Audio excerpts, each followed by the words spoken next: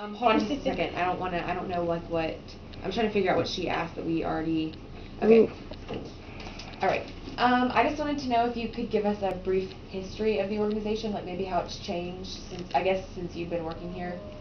Well, since I've been working here, well, I've only been with Methodist for 7 years, so what's been changing since I've been here is basically, you know, we've moved out in the community years and years ago, so now we're more community focused. We've really increased our foster care program and in our adoption program, so that's actually been the last change in the last like maybe 3 years. We're working with more, you know, children as far as in therapeutic foster care with more mental health diagnosis and more mental health issues, and then just trying to recruit and match more kids with adoptive homes. That's probably been in the past couple years, and we branched out a little bit as far as doing some gang prevention programs and things like that. And we have really focused on Department of Juvenile Justice. So in the past 4 years, I think it's probably been, we've been doing a lot of training, on-site training with their staff and modeling programs for them, so that the same kind of things that we do with our kids in Methodist Home that Department of Juvenile Justice is doing with their kids that are in training schools. Okay. So. Okay, how is the community able to help? And I guess like what I mean by that is, are you guys like, well, you kind of already addressed that about you guys are largely dependent on volunteers, right? And donations are really important to y'all. Yep. Is there any other way that the community is involved? I don't know. Like, or how do you guys reach out to the community, I guess? Like, how do people know about the organization? Do you have a newsletter or something that you send out? Well, we have our website.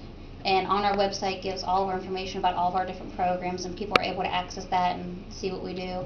Our Spotlight magazine goes out quarterly, and the Spotlight goes out to anybody that is interested in our program. So whether they're a donor or not a donor, they volunteer just once, you'll be on a list forever to get information about what we do and where our focus is and how our kids are making success.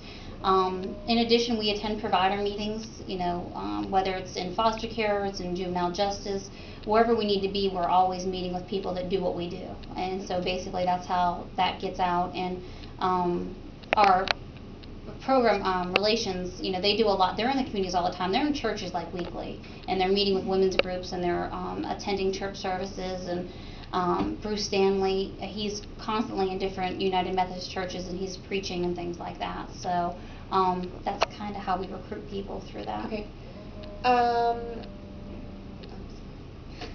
Do you guys have an executive director, like I guess, or president, something that's like in charge of every? Bruce Stanley, Reverend Bruce Stanley. Okay. Yep. Can you like say a little bit of what he does, like an overview, I guess, of? Well, I've never spent the whole day with him. Okay. But he controls everything that we do, and so you have to understand we are all over North Carolina. So we're in Raleigh, Wilmington, Greenville, and areas surrounding. So he spends in his time in different programs, and he spends his time in different trainings, like he'll attend trainings and monitor trainings that we're doing. He spends his time in a lot of churches and recruiting people to put our mission out there.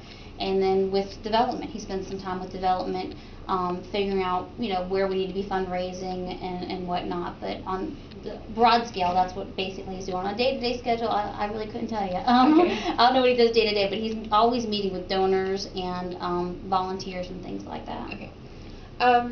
Where do you guys want to go in the future? Do you have any plans for the future, like what you hope to do? Well, for my program, the plan is to increase adoptions. So right now we do about 11 adoptions a year, and we'd like to be doing more of that. All of our adoptions are adoptions with kids that are in the system, so foster children, but we'd like to branch out into where we're doing private adoptions, where families are able, you know, mothers are able to relinquish their rights, and then we can actually find a connection there. Right now we're not in that field, and we'd like to get in that field. I guess I was going to ask where you guys get your cases from, or where you get the children from, I guess, in essence. We get referrals from mental health, from local county DSSs, and we get referrals from Department of Juvenile Justice. Okay. All right, I think those are all my questions. Okay, thank you.